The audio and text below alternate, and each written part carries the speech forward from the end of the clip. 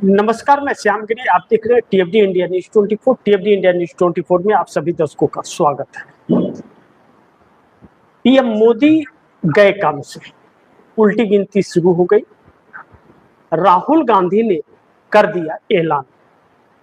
बड़ी महत्वपूर्ण बिंदु पर हम लोग चर्चा कर रहे हैं कि इस वक्त देश के जो हालात और परिस्थितियां हैं वह बड़ी बद से बदतर वाली परिस्थिति। आप दर्शक को बार बार मैं खबरों में लगातार यह चीजें बताते जा रहा हूं, जो खबरें निकल रही हैं, आ रही हैं, अलग अलग सोर्स से खबरें आ रही हैं। लेकिन राहुल गांधी जिस कॉन्फिडेंस के साथ बात कर रहे हैं और जो खबरों के सोर्स का हवाला दे रहे हैं, डायरेक्ट कम्युनिकेशन। अब आप दर्शक यह सोचिए कि मैं क्यों यह बात कह रहा हूं कि पीएम मोदी गए काम से उल्टी गिनती शुरू हो गई। राहुल गांधी ने कर दिया ऐलान। सोचिए कि चुनाव आयोग को लेकर के हजारों सवाल उठ खड़े हुए हैं। एसआईआर के तहत करोड़ों लोगों के नाम काटे जा रहे हैं। क्या कोई चुनाव आयोग यह जानता है, जो भी चुनाव आयोग का अधिकारी बनता है उसे संविधान का पता है कि संविधान का अनुच्छेद यह कहता है कि चुनाव आयोग इंसेटिव रिवीजन करा सकता है। आप दर्शक बहुत ध्यान से इसे समझिए, इन बातों को, बहुत जरूरी है यह चीज। चुनाव आयोग को संविधान अधिकार दे रहा है कि इंसेटिव रिवीजन करा सकता है, लेकिन चुनाव आयोग इंसेटिव रिवीजन न करा करके एसआईआर कराता है।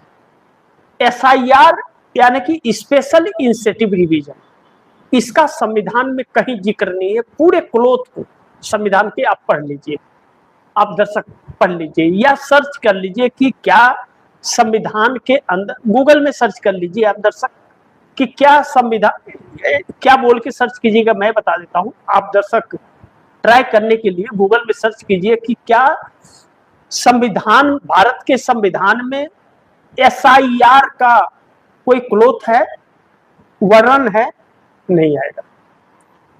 फिर सर्च कीजिए, क्या संविधान चुनाव आयोग को हक देता है इंसेटिव रिवीजन का, ऐसा आएगा। हाँ, देता है।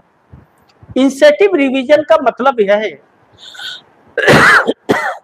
कि जो 18 साल के बच्चे हो जाते हैं उनका नाम जोड़ देना, जो बुजुर्ग दुनिया से चले गए उनके नाम को काट देना, जो लोग स्थानांतरण करने, मतलब जहां पे हैं वहां का वोटर लिस्ट बनाए और वहां से फिर वो जगह छोड़ के चले गए, वहां पर मौजूद नहीं है, उनके नाम को काट देना।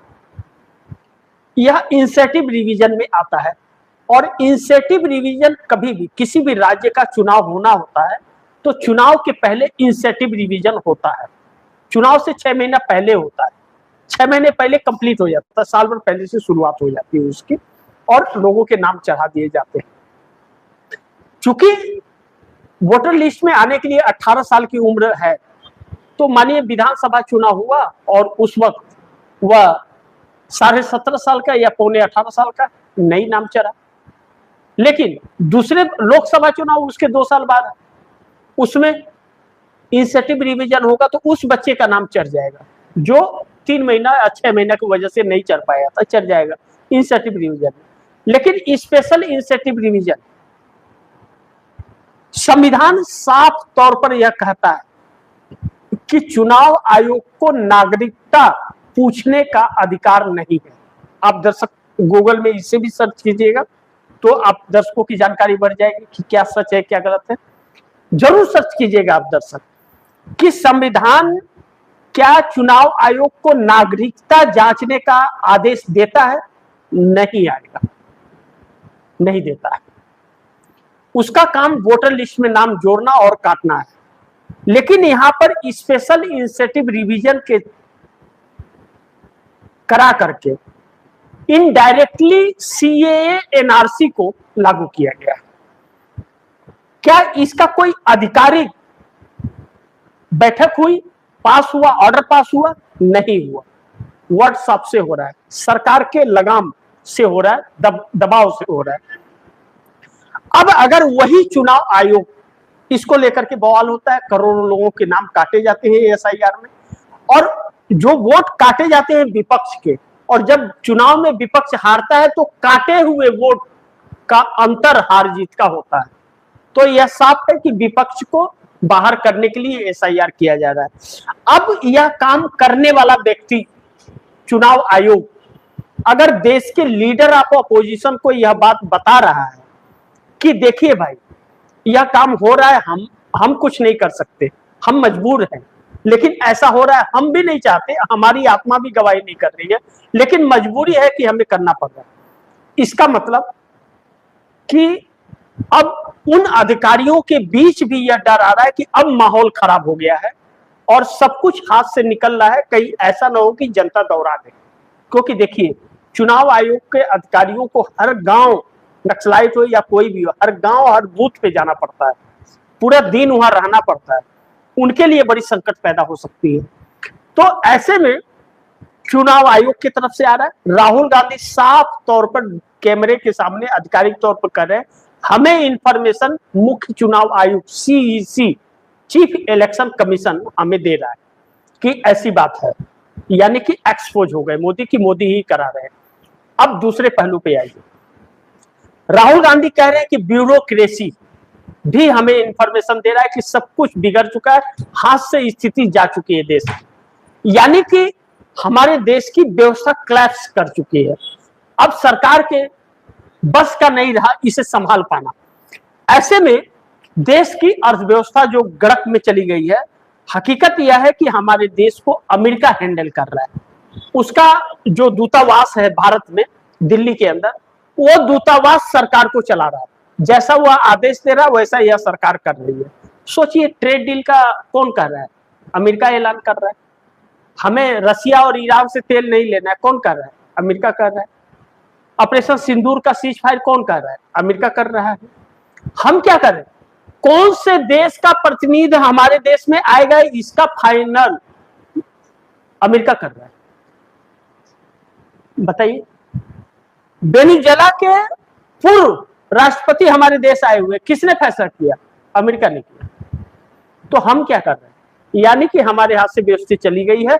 अब ब्यूरोक्रेसी को पता चल गया है कि अमेरिका पूरी तरह से हावी हो रहा है हमारे देश में, हमारे हाथ में अब देश नहीं रहा। तो वह सिचुएशन बिगड़ न जाए इसके लिए वह लीडर ऑफ अपोजिशन को आगाह कर रहा है। और राहुल गांधी एक बात और कह रहे हैं, राहुल गांधी का एक बात और यह कहना है कि ब्यूरोक्रेसी ही विद्रोह कर सकती है। ब्यूरोक्रेसी है या चुनाव आयोग है या न्यायपालिका से जो प्रेशर दिया जा रहा है वह विद्रोह कर सकती है। वह कह सकती है कि आपकी बातें हम नहीं सुनेंगे, हम नहीं करेंगे यह काम। ऐसे हालात में नरेंद्र मोदी इमरजेंसी लगा सकते हैं। इसके लिए बहुमत का होना जरूरी है। इसके लिए सहयोगी दल भी इनका साथ नहीं देंगे और सहयोगी दल साथ छोड़ते हुए नजर आ रहे हैं। भाजपा के अंदर ही इस्तीफे का दौर निकल पड़ा है।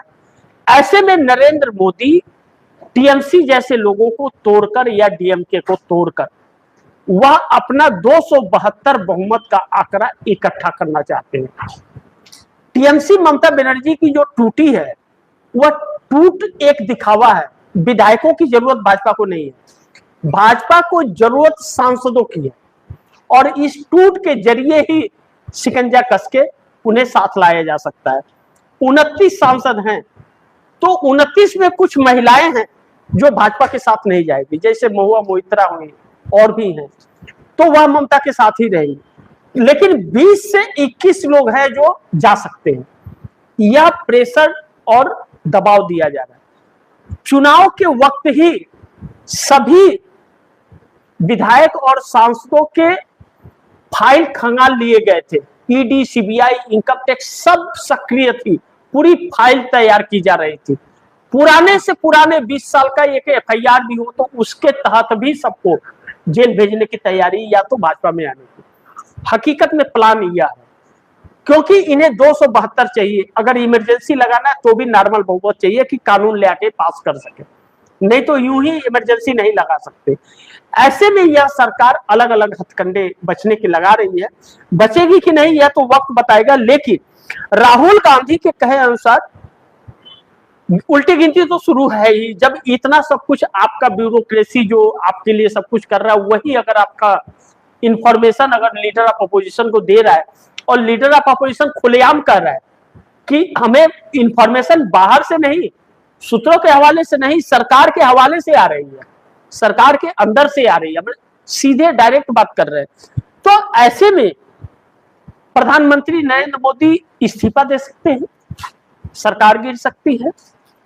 और जब अंदर बगावत शुरू है एनडीए गठबंधन के अंदर भी और भारतीय जनता पार्टी के अंदर भी, एकनाथ शिंदे जो उद्धव ठाकरे के संपर्क में आ गए हैं और कहा जा रहा है बातचीत हो गई है, घर वापसी कभी भी कर सकते हैं, वह यूं ही नहीं कर रहे हैं। जिस तरह से अब्दुल सत्तार ने कहा कि भारतीय जनता पार्टी ने 2 टुकड़े कर दिए हैं शिवसेना के पहले, और अब गर्दन मरोड़ करके खत्म करना चाहती है, अगर इमरजेंसी लग गई सोचिए, या फिर सरकार गिर गई, तो एकनाथ शिंदे का क्या होगा? उन्हें कोई फूटी नजर भी नहीं देखेगा, एक वोट की तो बात छोड़ दीजिए।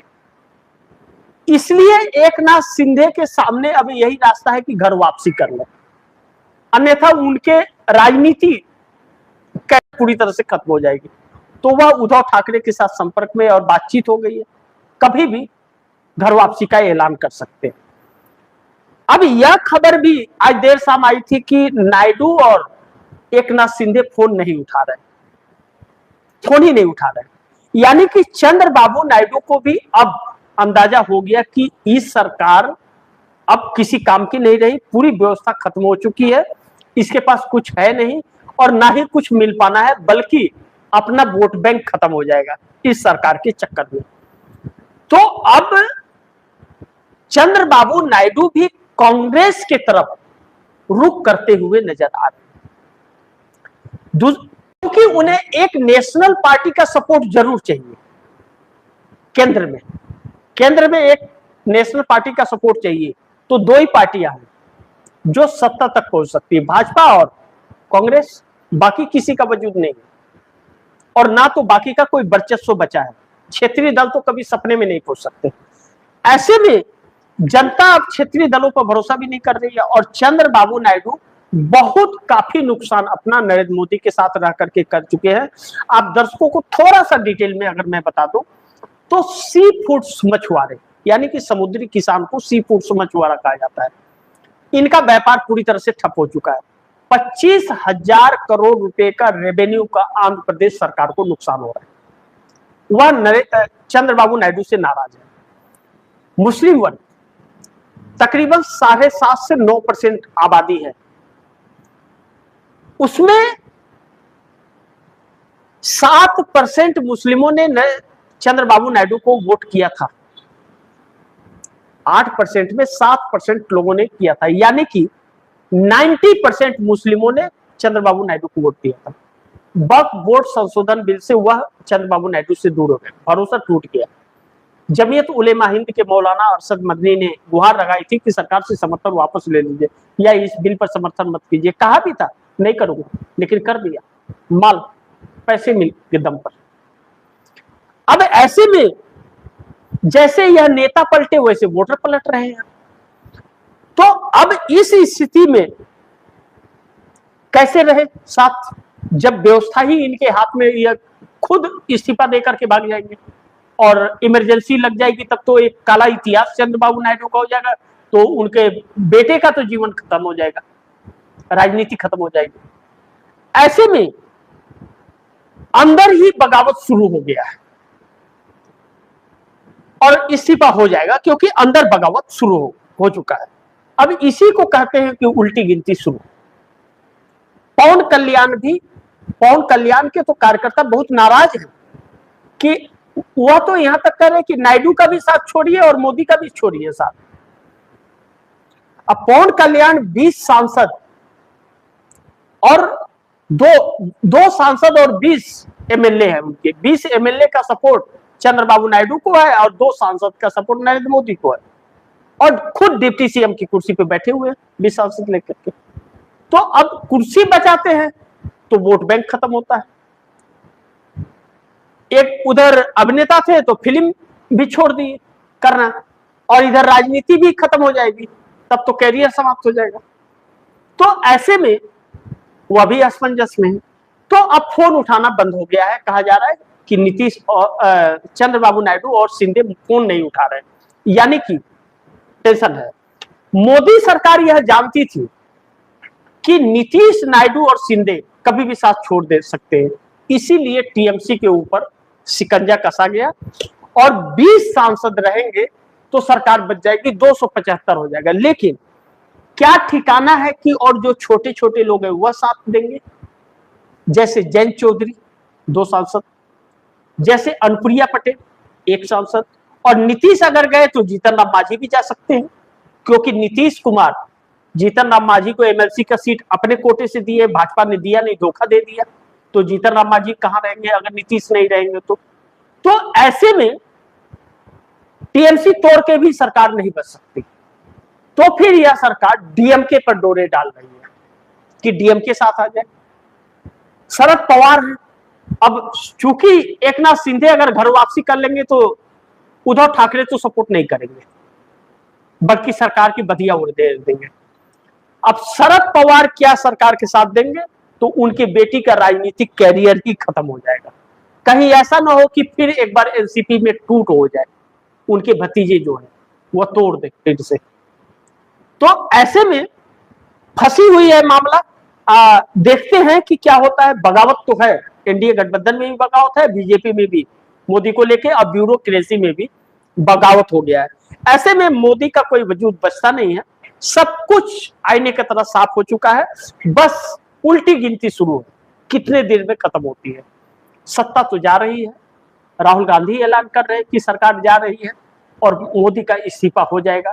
इमरजेंसी लगता है या नहीं, भगवान न करे कि इमरजेंसी लगे, कि एक बार काला दिन लोगों ने देख चुके हैं लोग, कहीं अब इस जनरेशन को देखने को ना मिले। तो ऐसे में आप दर्शकों की क्या राय है, क्या सुझाव है, कमेंट बॉक्स में जरूर दीजिएगा। इस खबर को ज्यादा से ज्यादा शेयर कीजिए, अपने दोस्तों को भी कहिएगा आगे शेयर करें, और आपने टीएफडी इंडिया न्यूज 24 को सब्सक्राइब नहीं किया, सब्सक्राइब कर लीजिए, अपने दोस्तों को भी कहिएगा सब्सक्राइब करें। मिलते हैं अगली खबर के साथ, तब तक के लिए नमस्कार।